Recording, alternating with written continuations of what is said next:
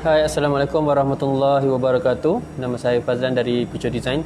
Kepakaran kami ialah membantu usahawan dan pelanggan dalam menghasilkan image dan branding bagi tujuan pemasaran dengan menggunakan grafik dan media digital supaya bisnes anda lebih meletup-letup dengan hasil desain sangat cantik, kemas, bersesuaian dengan trend semasa dan yang paling penting fight against ugliness. Kita jumpa lagi. Okey, hari ini saya nak kongsi sharing berkenaan dengan bina komuniti dalam bisnes. Apa sebenarnya bina komuniti dalam bisnes ni? Sebenarnya apa dia lah? Okey. Apa yang perlu kita bina? Bina komuniti ni maksud dia apa? Okey. Maksud saya dekat sini, kita dalam bisnes kita ada macam-macam servis yang kita buat. Especially kita ni buat grafik, ada company lain yang buat printing, ada company lain yang buat F&B, ada restoran dan kedai makan. Maksud saya bina community dekat sini, kita bina relation dengan kita punya pesaing untuk kita grow sama-sama. Okay? Untuk kita maju dalam bisnes atau untuk kita grow, untuk kita berkembang, kita perlukan komitmen untuk kita bagi relation dalam community, bina community untuk bina kita punya relation dalam perniagaan. Bukan kita berniaga untuk bina musuh, untuk create kita ada terlalu ramai musuh. Okay? Walaupun kita akui kalau dalam kita punya perniagaan ni memang ramai musuh, yang ramai yang benda-benda yang macam tu, dengki-dengki ni kebiasaannya memang dah biasa sangat dalam kehidupan kita sebagai orang Melayu ni kan. Memang kita dah terbiasa dengan perkara-perkara yang macam tu. Kalau orang cakap, kalau berniaga kedai makan ni pun macam-macam lah yang terjadi, macam-macam sangat. Kedai, berkaitan dengan kedai, benda-benda yang negatif lah. Maksud saya benda yang negatif. So, memang susah. Kalau kita nak cakap bina komuniti ni memang satu perkara yang agak sukar untuk kita buat, untuk siapa-siapa pun buat. Jadi, kita start dengan niat kita lah. Niat kita nak serve pada community, untuk serve pada pelanggan, serve pada kita punya klien dan customer.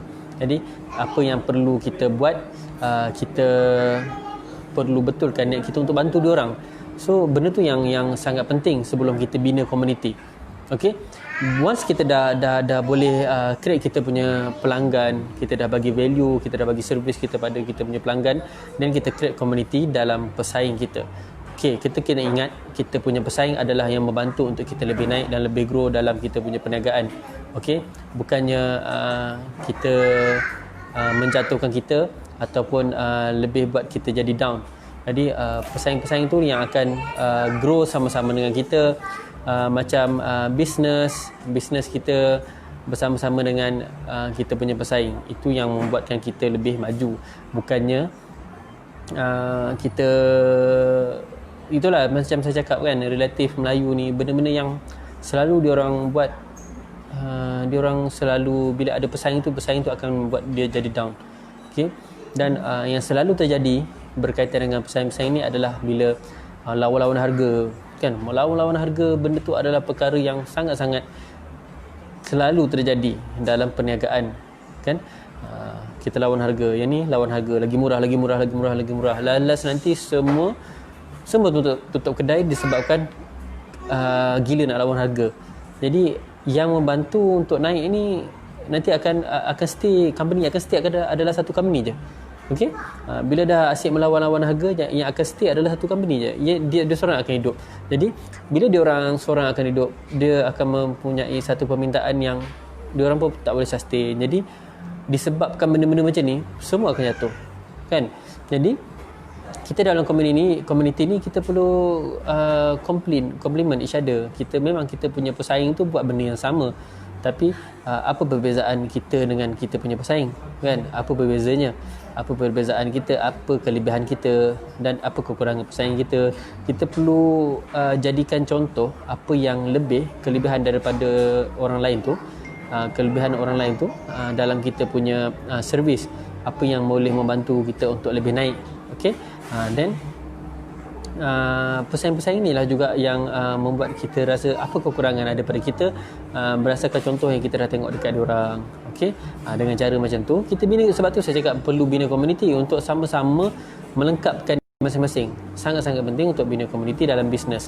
Tak kisahlah dalam servis yang sama ataupun tak. Kebanyakannya orang dia lebih selesa buat bina komuniti dalam servis-servis yang berbeza. Sebab bila servis-servis yang sama, dia akan cakap rasa benda-benda yang macam tak sedap lah sebab buat servis yang sama. Ada yang macam tu. Tapi sebenarnya benda ni yang membantu. Percaya cakap saya, sebab benda-benda macam ni, okay, bila kita serve pada kita punya komuniti, kita bagi punya klien, dengan adanya pesaing-pesaing kita ni, kita bukannya nak downkan pesaing kita. Kita cuma menjadikan dia sebagai contoh. Ambil benda yang baik dan kita buang benda yang tak elok. Okay? Bila benda tu berjalan secara positif, kita akan compliment each other. InsyaAllah kita akan grow sama-sama, akan naik sama-sama. So benda-benda macam ni yang dapat membantu kita dalam bisnes. Sebab tu saya cakap bina komuniti dalam bisnes adalah bina pertalian, bina komitmen dengan kita punya pesaing tu sebagai kita punya batu loncatan untuk kita lebih naik ke atas. Okey, ingat ya, yang paling penting sekali adalah niat kita dalam bisnes adalah untuk membantu orang menyelesaikan masalah dan bagi manfaat kepada orang lain. Okey, untuk hari ini saya rasa sampai sini saja. Nama saya Fazlan dari Picu Design. Kepakaran kami ialah membantu usahawan dan pelanggan dalam menghasilkan image dan branding bagi tujuan pemasaran dengan menggunakan grafik dan media digital supaya bisnes anda lebih meletup-letup dengan hasil desain sangat cantik, kemas, bersesuaian dengan trend semasa dan yang paling penting fight against ugliness. Kita jumpa lagi. Assalamualaikum warahmatullahi wabarakatuh.